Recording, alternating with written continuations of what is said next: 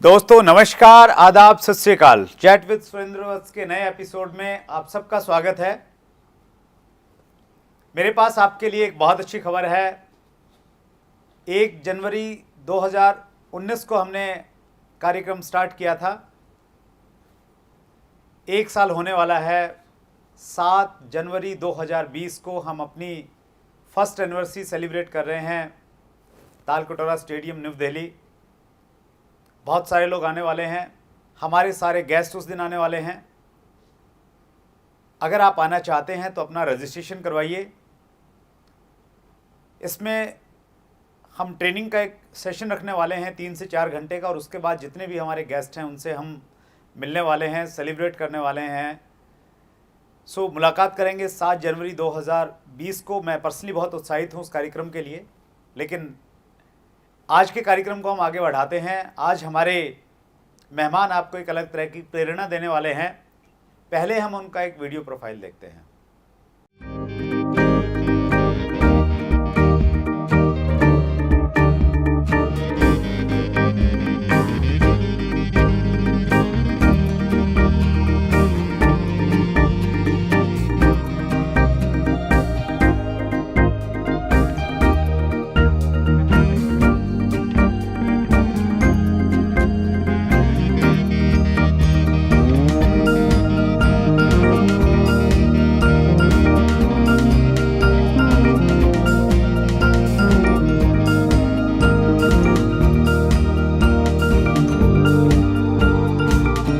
जैसा आपने देखा, आज हमारे मेहमान उत्तर प्रदेश मेरठ से पधारे हैं श्री पंकज गुप्ता जी। गुप्ता सर, आपका बहुत बहुत स्वागत है। Thank you sir, thank you very much. Vats साहब, सबसे पहले तो मैं आपको बधाई देना चाहूँगा, क्योंकि मैं आपके चैनल को बहुत लंबे समय से फॉलो कर रहा हूँ, और जिस तरह से आप इस चैनल पर काम कर रहे हैं और जितनी मेहनत से आप काम कर रहे हैं, मुझे बड़ा अच्छा लग रहा है। क्योंकि मैं आपको बताऊं कि मैं इंटरनेशनली एरिक वोर को सुनता रहता था। अच्छा। और एरिक वोर को जब मैं सुनता था तो मुझे लगता था कि ऐसी चीज़ अगर इंडिया में भी हो तो क्या हो। और आपने इनिशिएटिव लिया, this is really very good. और being the representative of so many networkers, actually मैं आपको साधुवाद देना चाहूँगा इस खूबसूरत काम के लिए, और मेरी आपको बहुत बहुत शुभकामनाएं भी हैं। Thank you very much sir. आपने प्लान किया शायद, इसलिए ये शुरू हुआ। नहीं, really it is really wonderful, because ऐसी चीज़ों की ज़रूरत है हिंदुस्तान में। क्योंकि इंडिया का जो मार्केट मेरे अनुसार है वो थोड़ा सा अभी तक ना कंफ्यूज्ड मार्केट है। और जब ऐसा एक प्लेटफॉर्म होगा, और ऐसे प्लेटफॉर्म पर जब लोग आएंगे ना, और जब वो देखेंगे कि डिफरेंट कंपनीज़ के लोग भी एक साथ एक प्लेटफॉर्म पर आ सकते हैं और आकर के अपनी बातें कह सकते हैं, तो कॉमन मासेज में एक बहुत अच्छा मैसेज जाने वाला है, अकॉर्डिंग टू मी। बिल्कुल सर, हमारा प्रयास वही है कि डायरेक्ट सेलिंग को लेके जो कन्फ्यूजन्स हैं, एक तो वो दूर हों, और एक हम इस प्लेटफॉर्म के माध्यम से लोगों में अवेयरनेस पैदा करें जी। और बहुत सारे लोग हैं जो हमारे यहाँ पे अप्रोच करते हैं आने के लिए। तो चूंकि वो आदमी अच्छा है, लेकिन वो चूंकि एक सही कंपनी के साथ में एसोसिएटेड नहीं है, तो हम उससे अक्समा मांगते हैं कि सर हम लोग इस वजह से आपको नहीं ला पा रहे हैं, तो वो भी सोचने के लिए मजबूर होते हैं। एंड इनफैक्ट मैं तो आपको बताऊं कि मुझे ध्यान है उस दिन जिस दिन आपका फ़ोन आया था और आपने मुझे फ़ोन करके बोला कि मैं सुरेंद्र वत्स बोल रहा हूँ, तो मैं एक्चुअली मोबाइल पे नंबर सेव नहीं था अनफॉर्चुनेटली मेरे पास। तो मैं बोला ये कौन से वाले सुरेंद्र वत्स जिनका चैनल में फॉलो करना, क्या ये वही वाले हैं? एंड जब आपने मुझे बताया तो मुझे लगा कि क्या मैंने वाकई इतना बड़ा चमत्कार नेटवर्क मार्केटिंग में कर लिया कि सुरेंद्र वत्स जी जैसे व्यक्तित्व का इंटरव्यू फेस करने के लिए मुझे मौका मिलने वाला। तो ये मेरे लिए सौभाग्य की बात है उस एंगल से भी। नहीं सर, आप अभी जैसे हम आगे बढ़ेंगे, हमारे व्यूवर्स देखेंगे कि आपसे क्या सीख सकते हैं। और आपके पास में जो एक चीज़ है सर, वो हिंदुस्तान के करोड़ों लोगं को उसको जानने की ज़रूरत है। हम लोग आगे बढ़ें तो सबसे पहले हम थोड़ा आपका बैकग्राउंड जानना चाहेंगे सर। सर बैकग्राउंड अगर मैं बात करूं तो मेरा जन्म एक्चुअली एक बहुत गरीब परिवार में हुआ था।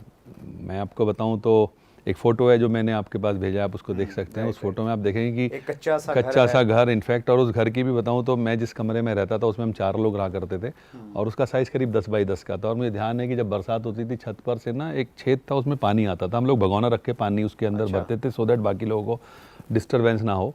और पता नहीं आप जानते नहीं जानते, आजकल फिर से शुरू हो गया, क्योंकि पहले तो बीच में पॉलीथीन का समय आ गया था। वो लिफाफे होते हैं ना जो कागज़ के लिफाफे, तो हम लोग बाज़ार से पहले न्यूज़पेपर खरीदते थे और फिर उसके लिफाफे बना करके हमने अपनी जीविका को चलाया।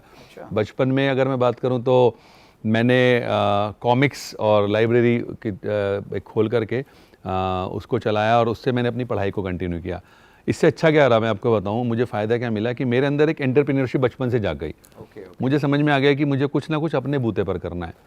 और बड़ों का आशीर्वाद ऑब्वियसली बात है, मैं हमेशा मानता हूँ वो सबके लिए बहुत इंपॉर्टेंट है, वो मेरे साथ रहा हमेशा। और परिणाम स्वरूप 1988 में मेरा पहला जॉब लगा।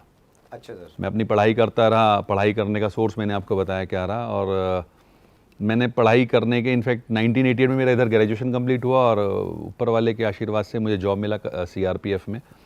1988 में मैंने ज्वाइन किया। ज्वाइन करने के बाद मैंने 2.5-3 साल तक काम तो किया, लेकिन वत्सा पता नहीं क्यों, या तो ऊपर वाला कुछ मेरे लिए चाह रहा था या मेरे अंदर से कोई भावना उत्पन्न सी नहीं हो रही थी, तो 1991 में मैंने उस जॉब को छोड़ दिया।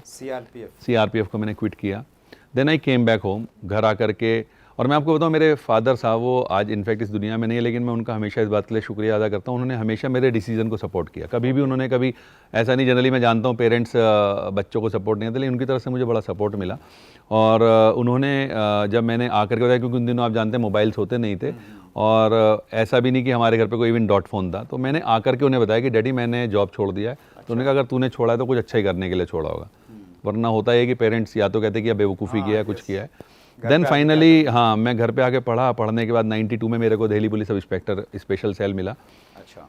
93 में एक्चुअली अगर मैं बात करूँ 92 में वो जॉब मुझे मिला, पर वो भी मुझे पुलिस का जॉब और सब चीज़ें थी। इधर मेरी अचानक मदर को प्रॉब्लम हो गई, उन्हें हार्ट प्रॉब्लम शुरू हो गई। तो मैंने एक बात दिमाग में डाली कि माँ दूसरी नहीं आ सकती, जॉब दूसरा आ सकता है। तो मैंने उस जॉब को फिर ज्वाइन नहीं किया एक्चुअली। अच्छा, दिल्ली पुलिस को मैंने ज्वाइन नहीं किया, सब इंस्पेक्टर स्पेशल सेल। मेरे दोस्तों ने मुझे बहुत कन्विंस किया, लेकिन मैंने कहा नहीं यार, माँ की तबीयत के आगे मैं अभी नहीं ज्वाइन करूँगा। 93 में मेरा सिलेक्शन हो गया कस्टम सेंट्रल एक्साइज में। अच्छा, ओके। मेरठ ही मिला मुझे, और मैं मेरठ में ही रहा काफ़ी लंबे समय तक। लेकिन आप जानते हैं हिंदुस्तान में जैसी आपकी जॉब लगी तो आप एक चलता फिरता इश्तिहार हो जाते हैं, आपकी डिमांड बढ़ जाती है मार्केट में। शादी हो गई। अच्छा। परिणाम स्वरूप बच्चे। अब 98-99 तक आते आते वो जो सैलरी एक व्यक्ति को बहुत मज़ेदार लग रही थी, बिलीव मी, वो जब 4 लोग में डिस्ट्रीब्यूट होने लगी ना, तो लगा कि तो कुछ भी नहीं है। और कुछ संस्कार ऐसे थे कि लोग कहते हैं आप कस्टम में हो, बहुत बड़ा विभाग है, बड़ा पैसा होगा, तो मैं आपको बताऊं कि कभी उस तरफ ध्यान नहीं गया मेरा। अच्छा। और आप समझ सकते हैं अगर उस तरफ ध्यान नहीं जाएगा तो अल्टीमेटली आपको फिर जेब से परेशानी होगी। तो मैं किसी चीज़ की तलाश में था, पर मेरे पास कोई संसाधन नहीं थे, रिसोर्सेज ऐसे नहीं थे कि मैं सोचूं मैं कोई काम कर लूं, कोई नौकरी कर लूं, कोई बिजनेस शुरू कर दूं।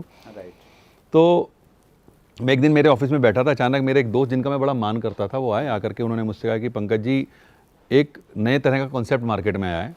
ये बातें हैं, अगर मैं गलत नहीं हूँ तो शायद मई 99 की, अब से लगभग 20 वर्ष पहले की, थोड़ा और ज़्यादा। तो वो आए मुझसे बोले कि एक नए तरह का कॉन्सेप्ट आया, और उस कॉन्सेप्ट में क्या होता है, कंपनी जो है वो एक international company, US based company है, और वो कंसनट्रेटेड फॉर्म्स में प्रोडक्ट्स बनाती है, और बड़े कॉस्ट इफेक्टिव प्रोडक्ट्स होते हैं, और उनको आपको जो है इस्तेमाल करके लोगों को बताना होता है। मैं उस व्यक्ति का बहुत बड़ा फ़ैन था एक्चुअली जिन्होंने मुझे बताया था। और मज़े की बात ये वैसा वो नेटवर्क मार्केटिंग से जुड़े हुए नहीं थे, उन्होंने अपने किसी दोस्त के लिए रिकमेंड किया था मुझे। तो उन्होंने कहा कि पंकज अगर आप जाना चाहते हैं तो आप वहाँ मीटिंग है उसमें चले जाइए। तो एक होम मीटिंग उन्होंने कंडक्ट की हुई थी, मैं वहाँ गया। वहाँ जा कर के मैंने प्लान को देखा, कुछ समझ नहीं आया बिलीव में, बट मुझे एक ही बात समझ में, अगर उस व्यक्ति ने रिकमेंड किया है ना, तो अच्छी चीज़ होगी। और दूसरी मुझे एक बात और नज़र आई उस समय, अगर मैं अपने मन की बताऊं, कि ऊपर वाला मेरे लिए कोई तो प्लान कर रहा है, तो क्यों ना इसी प्लान को फोकस किया जाए। मैंने उस कंपनी के साथ काम करना शुरू किया, बहुत कुछ सीखा, बस मैंने बहुत कुछ सीखा, और आज उसी का परिणाम है कि मैं आपके सामने हूँ। धीरे धीरे मैंने बिज़नेस को बिल्ड करना शुरू किया, और फिर 2004 में मैं एक और कंपनी के साथ एसोसिएट हुआ। एक्चुअली 99 में मैं उस कंपनी के साथ जुड़ा था। वहाँ के बाद फिर मैंने 2002 तक उस कंपनी के साथ काम करने का, 2002 में उसको छोड़ा, और 2004 में मैं एक और इंटरनेशनल कंपनी के साथ शुरू हुआ, और तब से लेकर अभी तक ये सिलसिला चालू है। आज अगर मैं बात करूं, मुझे बड़ा फ़ख्र होता है कि एक ऐसा जॉब जिसमें सरकार मुझे 10 लाख रुपए सालाना देती थी। अच्छा, क्या पोस्ट थी आपकी? मैं सर इंस्पेक्टर था कस्टम सेंट्रल एक्साइज में। तो जो बड़ी बात है सर, मैं आपको बताऊं कि नेटवर्क मार्केटिंग के प्रति मेरा विश्वास और जो मैंने सीखा उसके आधार पर वर्ष 2017 में मैंने एक निर्णय लिया। मुझसे बहुत सारे लोग समय समय पूछते रहते हैं, आज भी पूछते हैं। पहले उस समय तो लोगों को बड़ा अजीब सा अचंभा हुआ था कि एक इतनी बड़ी पोस्ट, इतनी अच्छी सैलरी, जहाँ मुझे 10 लाख रुपए करीब सालाना सैलरी मिला करती थी। मैंने उस जॉब को क्विट किया, और आज मैं एक रिटायर्ड लाइफ जी रहा हूँ, and this is all because of direct selling. Okay, तो एक ऐसा प्लेटफॉर्म है जहाँ पर आप अपने आप को बहुत ऊंचाइयों पर ले जा सकते हैं। That's great, wonderful sir. आपकी जो स्टोरी का ये वाला जो पार्ट है कि आपने 3 जॉब किए 2 किए, एक का ऑफर था, अच्छी पोस्ट थी। नहीं, इसके अलावा मेरे 5 सिलेक्शंस और हुए बस अच्छा, साहब, ओके। बैंक्स और इंश्योरेंस में, उनको मैंने एक्चुअली टच भी नहीं किया। अच्छा, हाँ, क्या तो यहाँ ये कह करके मैं शेख ही नहीं बघारता एक्चुअली। मैं अपने स्टेजेस पर भी लोगों से बोलता हूँ, लिसन, बहुत सारे आज का जो हमारा यूथ है सर, वो पढ़ रहा है तो इसलिए पढ़ रहा है क्योंकि मुझे ये पता है सर कि दुनिया का best of the best institute सिर्फ नौकरी कैसे की जाए किसी की, वो सिखाता है। तो मैं उन लोगों को ये बताने की कोशिश किया करता हूँ अपने प्रोग्राम्स में भी कि अगर जॉब से कुछ हो रहा होता राइट, तो मैं 8 जॉब्स के बाद, जिनमें से 2 तो मैंने किए ना, आपको मैं बता रहा हूँ, तो मैं फिर क्यों नेटवर्क मार्केटिंग करता है, मैं कुछ और चूज़ क्यों करता? बहुत जॉब बड़ा से बहुत उदाहरण है कुछ सर नहीं आपके होता है सर। जो जॉब से सिर्फ आप, मेरे एक बहुत अच्छे अजीज दोस्त हैं, वो कहा करते हैं कि नौकरी एक ऐसी व्यवस्था है जो आपको भूखे सोने नहीं देती और आपकी ज़िंदगी में तरक्की कभी होने नहीं देती। तरक्की नहीं होगी कभी भी, आप जहाँ हैं वहीं के वहीं रहने वाले हैं, बहुत ज़्यादा ऊंचाइयाँ नहीं छुएंगे आप। वंडरफुल। या और डायरेक्ट सेलिंग में कोई लिमिटेशन नहीं है, कहीं भी जा ऑब्वियसली, ये तो आज की डेट में अगर आप बात करें, अनलिमिटेड मार्केट है सर, अनलिमिटेड पोटेंशियल है। डायरेक्ट सेलिंग में तो आपका इतना बड़ा पोटेंशियल है, आप अपने क्षेत्र में, आप अपने राज्य में, आप पूरे देश में, विदेशों में बिजनेस को बिल्ड कर सकते हैं। इससे बड़ा फील्ड ही मुझे नज़र नहीं आता आज की डेट में करने के लिए। That's great. हिंदुस्तान में सर आप डायरेक्ट सेलिंग का क्या फ्यूचर देखते हैं? सर हिंदुस्तान में तो बहुत बड़ा फ्यूचर है। कारण क्या है कि हिंदुस्तान में, मैं आपको बताऊं, मैं मोदी जी का एक बहुत बड़ा प्रशंसक हूं, नॉट बिकॉज कि मैं किसी पार्टी पॉलिटिक्स की बात कर रहा हूं, लेकिन उनका मैं प्रशंसक हूं क्योंकि वो वाकई बहुत सारे चीज़ों को डिफरेंटली सोचते हैं। उनकी एक मन की बात को मैंने बड़े ढंग से फॉलो किया और उसमें उन्होंने एक जगह एक बात बोली सर कि हमें अपने युवा को ना जॉब सीकिंग मेंटेलिटी से बाहर लाना होगा, राइट, और उन्हें जॉब क्रिएटिंग मेंटेलिटी डेवलप करनी होगी। और मैं आपको बताऊं तो नेटवर्क मार्केटिंग से अलग कोई एग्जाम्पल हो नहीं सकता जहां पर कि आप अपने लोगों को जॉब क्रिएटिंग मेंटेलिटी की तरफ ले जाओ, यानी कि जहां पर आप लोगों को दूसरे लोगों की हेल्प कराने का कोई साधन उपलब्ध करा सको। और डायरेक्ट सेलिंग का अगर मैं बात करूं सर, फ्यूचर जो अगर हिंदुस्तान में, मेरे पास जो आंकड़े उसके अनुसार लगभग 80 से 85 लाख युवा हर साल ग्रेजुएट कर रहे हैं। दुर्भाग्य सबको तो नौकरी मिल नहीं रही है। तो एक इतना बड़ा बेरोजगार वर्ग जो आज हमारे सामने है, और ना सिर्फ इसको अगर मैं कैलकुलेट करूं, दूसरी तरफ और भी बहुत सारे लोग हैं जो अंडर एम्प्लॉयड हैं। आपको जानकर आश्चर्य होगा वत्सा, मैं यूपी से आता हूं सर, और यूपी पुलिस ने भी हाल ही में भिस्ती की वैकेंसी निकाली। आप जानते हैं भिस्ती क्या होता है? भिस्ती नहीं सर। नहीं जानते। भिस्ती एक्चुअली एक ऐसा व्यक्ति होता है जो पूरे स्टाफ को पानी पिलाता है। अच्छा, ओके। पूरे स्टाफ को पानी पिलाता है। और उस 60 वैकेंसीज के लिए आपको जानकर आश्चर्य होगा 92,000 बच्चों ने अप्लाई किया है। अच्छा, ओहो। और उनमें से 4,597 बच्चा, 4,597 उन बच्चों की अगर मैं बात करूं, वो लोग थे जो पीएचडी होल्डर्स थे। अच्छा, तो आप डायरेक्ट सेलिंग के लिए कितना बड़ा मार्केट समझ सकते हैं उस एंगल से कि अंडर एम्प्लॉयमेंट हिंदुस्तान में बहुत तेजी से बढ़ रहा है। और मैं आपको बताऊं सर, अभी टाइम्स ऑफ इंडिया के न्यूज़ पढ़ रहा था, उसमें एक रिसर्च पर बात हुई कि हिंदुस्तान का इस समय 80% युवा डिप्रेशन का शिकार है। और वो डिप्रेशन क्यों है? क्योंकि वो जो कर रहा है वो अपनी काबिलियत से बहुत नीचे जाकर करना पड़ रहा है उसको। पीएचडी होल्डर अगर पियोन की या नौकरी कर रहा है तो वो तो वो भी नहीं मिली होगी सभी को। वो आश्चर्य सबको की नहीं बात मिलेगी ये है। क्योंकि मिलेगी तो 60 को ही ना। हाँ, हाँ। उनके पास तो 60 ही वैकेंसी हैं। तो वो सब चीज़ों का एक ही उपाय है, समाधान है, तो वो है डायरेक्ट सेलिंग। अगर बच्चा इसको समझेगा तो उसको फायदा मिलेगा। और अगर मैं फ्यूचर की और बात बताऊं, आज हिंदुस्तान की आपको पता है 12 यूनिवर्सिटी नेटवर्क मार्केटिंग पढ़ा रही हैं राइट, धीरे-धीरे as a subject. Delhi university के कॉलेज दिल्ली यूनिवर्सिटी में भी एक कॉलेज में पढ़ाया जा रहा है। Right, right. तो मैं क्या देख रहा हूँ कि आने वाले समय में जब बच्चा आएगा बाहर, तो ऑब्वियस सी बात है क्योंकि उसकी मेंटेलिटी अभी एकदम तो चेंज होगी नहीं, वो जॉब ही ढूंढेगा। राइट, दुर्भाग्य सबको मिलेगी नहीं। तो उसके दिमाग में एक बात ज़रूर होगी कि भाई नौकरी नहीं मिली, कुछ और भी पढ़ा था, वो था डायरेक्ट सेलिंग, तो वो उस तरफ भागेगा। राइट, तो एक बहुत बड़ा भविष्य है। और आंकड़े बता रहे हैं सर, 13,000 करोड़ की इंडस्ट्री ऑलरेडी हो चुकी है हिंदुस्तान में। हाँ, ट्रू। और अगले सिर्फ 5 सालों में ये करीब 64-65 हज़ार करोड़ की होने जा रही है। हाँ, ये फिक्की की रिपोर्ट है। फिक्की की रिपोर्ट है। तो इसका मतलब ये है सर कि 5 गुना तरक्की आज आप किसी भी इंडस्ट्री को पकड़ लो नहीं होने वाली हिंदुस्तान में अगले 5 सालों में। तो एक बहुत बड़ा पोटेंशियल है सर हिंदुस्तान के मार्केट और में। मैं इसमें एक चीज़ और ऐड करना चाहूँगा सर, अभी भी हमारे देश में डायरेक्ट सेलिंग को लेकर कन्फ्यूजन्स बहुत हैं। हालांकि 2016 में गाइडलाइंस आ गई जी, अब वो भी आप जैसे लोगों की बहुत बड़ा मेहनत रही है, मुझे पता है कि आपने बड़ी मेहनत की है उसके लिए। Thank you sir. वो कुछ लोग रहते ही हैं सर इंडस्ट्री में, तो हमें सौभाग्य मिला सेवा करने का। लेकिन अब भी कुछ चीज़ें हैं ना सर, बहुत डार्क एरिया में है जहाँ पे अभी भी क्लियरिटी नहीं है।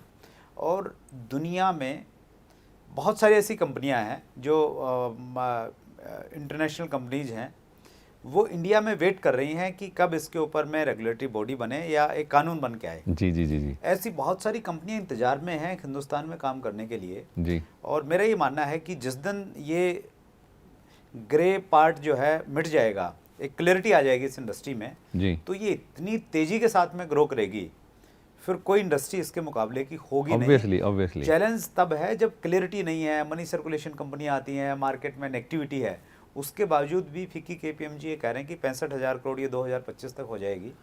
तो मैं आपकी बात से बिल्कुल सहमत जी, हूँ, जी, सर, जी। संभावनाएं बहुत हैं, और ये कहते हैं किसी भी इंडस्ट्री में रॉ मटेरियल होना चाहिए, वो हमारे पास बहुत है सर, वो हमारे देश में खूब है। वो उसकी कमी नहीं है सर। मुझे तो सौभाग्य मिला है नेटवर्क मार्केटिंग में, करीब मैं अभी तक 26 देशों की यात्राएं कर चुका हूँ, और अभी हाल ही में मैं डेनमार्क और नॉर्वे गया, वहाँ लोग नज़र नहीं आते सर, राइट। और हमारे यहाँ जगह नज़र नहीं आती, इतना सा अंतर है बस। आपका उत्तर प्रदेश एक ऐसा है जो मेरे ख्याल से दुनिया के 8वां नंबर है सर पॉपुलेशन वाइज, अच्छा 8वां नंबर है, हम 21 करोड़ हो चुके हैं नहीं, मतलब 8वां नंबर कैसे कह रहे हैं आप? Population wise.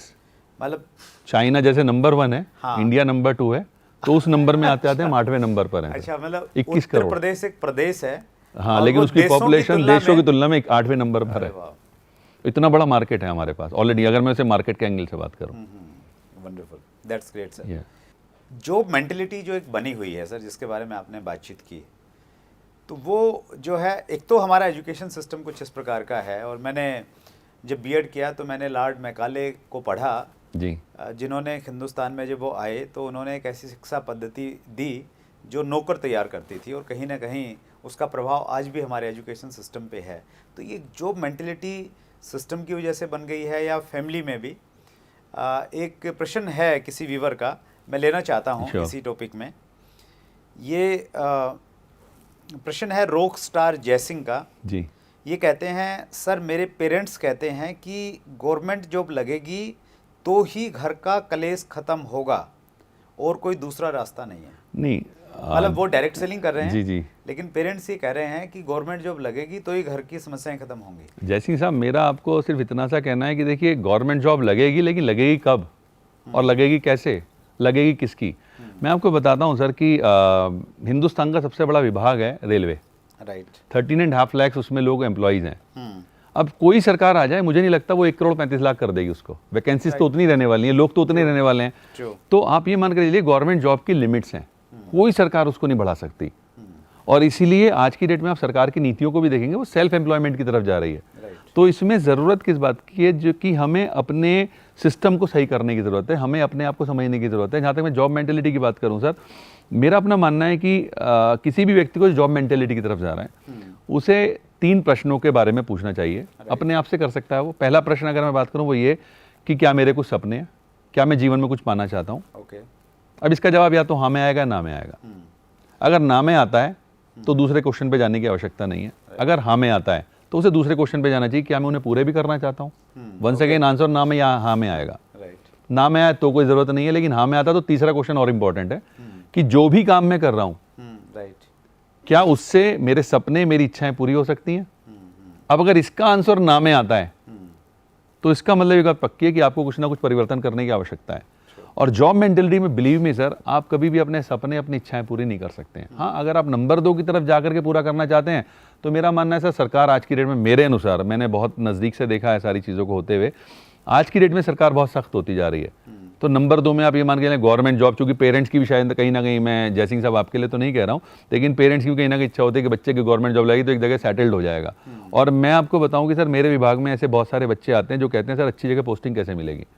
ओके। वो सोच करके आते हैं अच्छी जगह पोस्टिंग कैसे मिलेगी। हाँ हाँ हाँ। तो अब पोस्टिंग जब दिमाग में आ रही है तो ये मेंटेलिटी आज की डेट में चलने वाली है नहीं।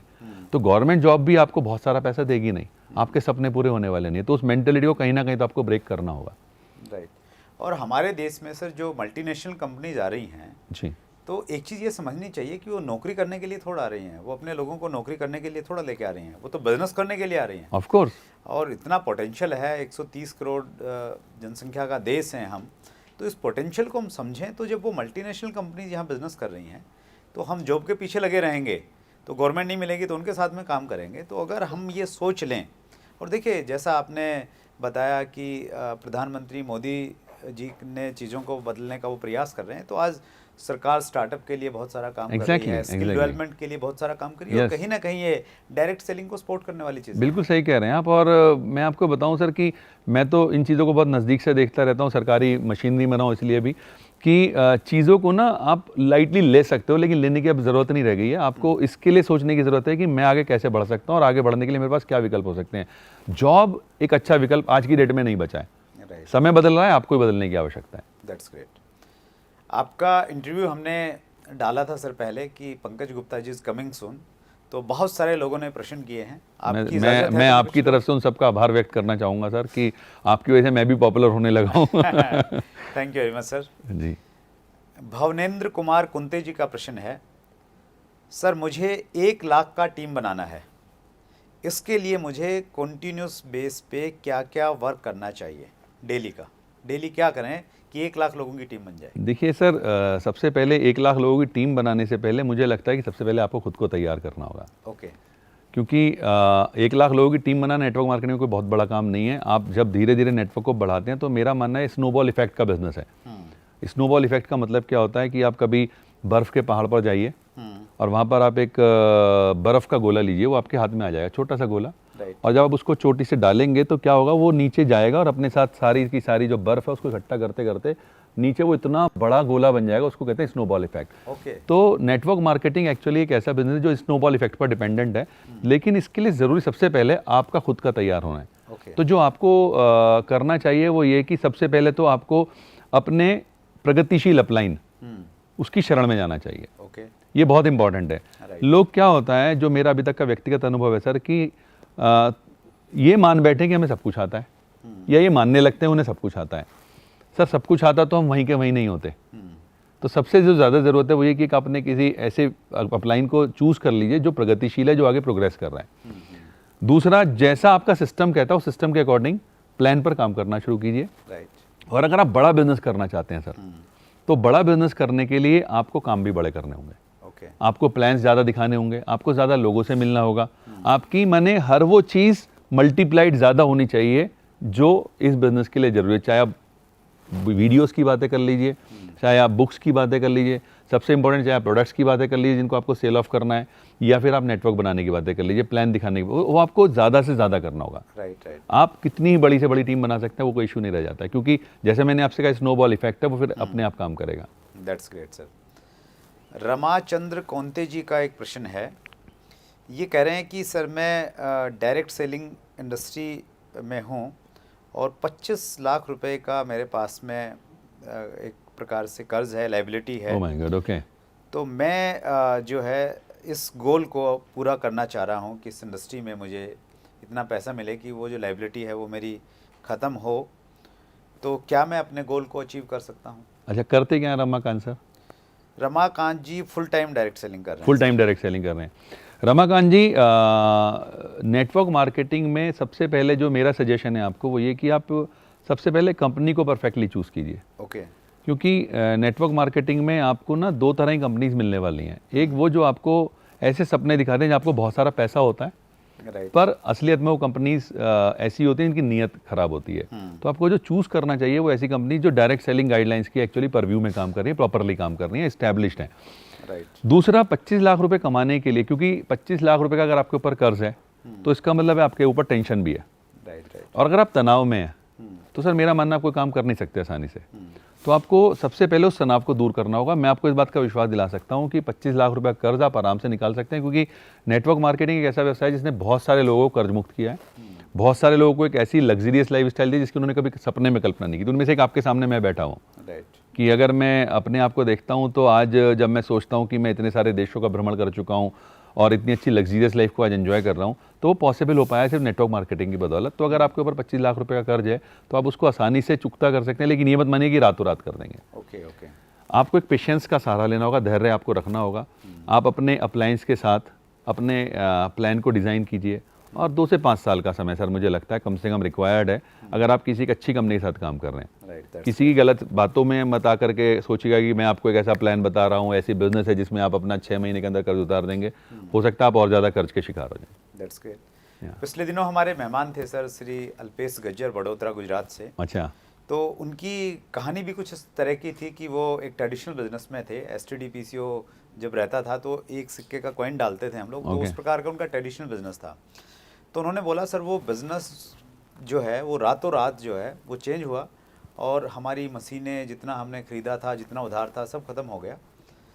और फिर वो शेयर मार्केट में गए, और फिर जब वो डायरेक्ट सेलिंग में आए तो उनके पास में बहुत कर्जा था, शायद 50-60 लाख रुपए का Oh my कर्ज God. था।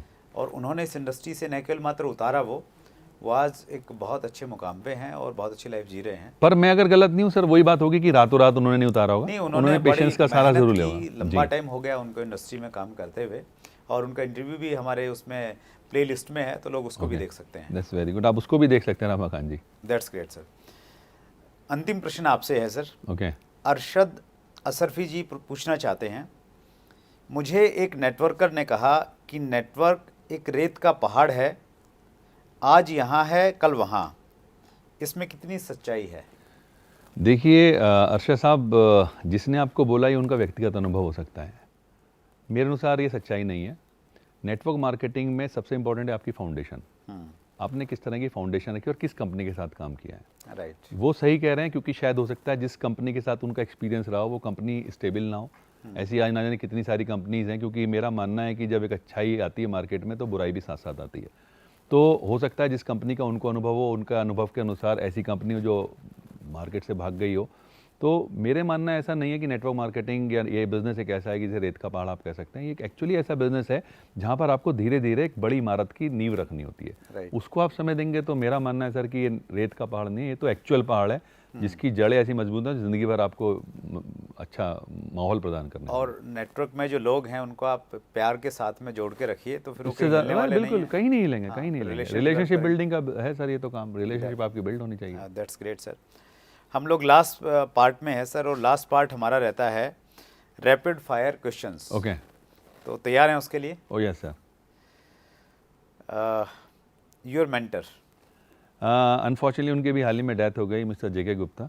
Okay. वो मेरे मेंटर हैं, उन्होंने मेरे को बहुत हेल्प किया, बहुत सपोर्ट किया था। That's great sir. Your favourite book? हाँ, my favourite book actually that is in English, मेरे को लगता है वो हिंदी में भी आ चुकी है। हाँ आ चुकी है। उसका नाम है how I raised myself from failure to success in selling by Frank Bettger. Okay. मैं सेलिंग में असफलता से सफलता की ओर कैसे पहुंचा। वंडरफुल। या that's great. Any regret of your life? कोई ऐसी चीज़ आपको लगती है जो ज़िंदगी में आप नहीं कर पाए? अगर मैं बोलूँ तो सर ऐसा मुझे कुछ रिग्रेट किसी चीज़ पर हुआ नहीं, क्योंकि ऊपर वाले के आशीर्वाद से हर चीज़ मेरे सामने आती चली गई।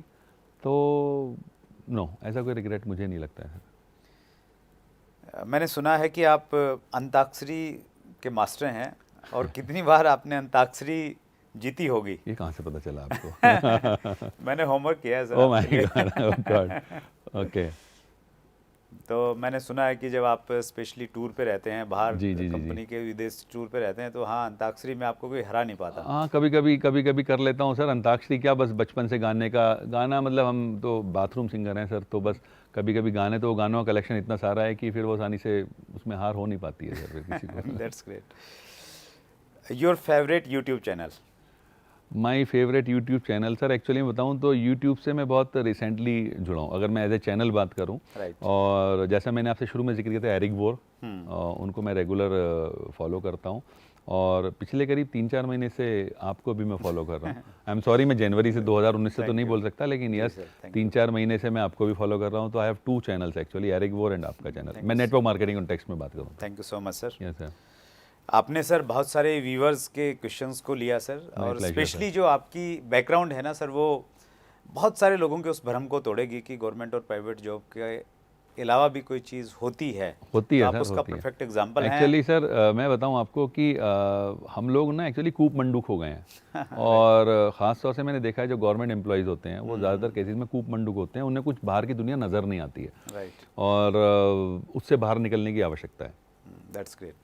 तो आपने भरम तोड़ा सर, आज बहुत सारे लोगों My का, pleasure, बहुत सारे sir, my लोगों को pleasure. सीखने का मौका आपके मिला। पास आकर के सर मेरे को एक्चुअली बहुत अच्छा लगा, और मैं इनफैक्ट आपका आभारी हूँ। जैसा मैंने शुरू में भी कहा था कि आपने मुझे इस लायक समझा कि आपने अपने पास बुलाया, और I'm really thankful to मैं you, इस sir. शो पे ही आपको आमंत्रित कर रहा हूँ सर। 7 जनवरी ओह यस सर, 2020 को हम लोग पहली एनिवर्सरी मैं सेलिब्रेट कर पक्का रहे आपको वहीं हैं, मिलूंगा सर। और जितने भी हमारे मेहमान हैं हम सबको आमंत्रित कर रहे Sure, हैं। sir, sure. तो उस दिन हम लोग मिलेंगे और इंडस्ट्री की एक नई ताकत हम लोग वाह, पूरे देश मज़ा को हम आएगा लोग सर। दिखाने मैं इस वाले बात को हैं। आपको बता सकता हूँ सभी लोगों, सभी व्यूअर्स को, कि जिस एंथुजियाज्म के साथ बस आप काम कर रहे हैं ना, वो अपने आप में लाजवाब है। और जो इनका आइडिया है, मुझे भी नहीं पता उसके अंदर क्या होने वाला है, बट वो काम बहुत बढ़िया करेगा आप सबके लिए। दैट्स ग्रेट सर, बहुत बहुत धन्यवाद। Thank Thank you you so very much. much. Thank you, sir. Thank so you. Much. ये थे श्री पंकज गुप्ता जी मेरठ उत्तर प्रदेश से, जिन्होंने ये सिद्ध किया है कि अगर आपके पास में बहुत सारे ऑफर्स हैं, लेकिन अगर आप ड्रीमर्स हैं, ज़िंदगी में कुछ बड़ा करना चाहते हैं, तो ये इंडस्ट्री आपके लिए एक बहुत अच्छा प्लेटफॉर्म हो सकती है। अगले मंगलवार रात्रि 8 बजे फिर हम लोग एक नई शख्सियत से मिलने वाले हैं। अपना ख्याल रखिएगा। बहुत बहुत धन्यवाद।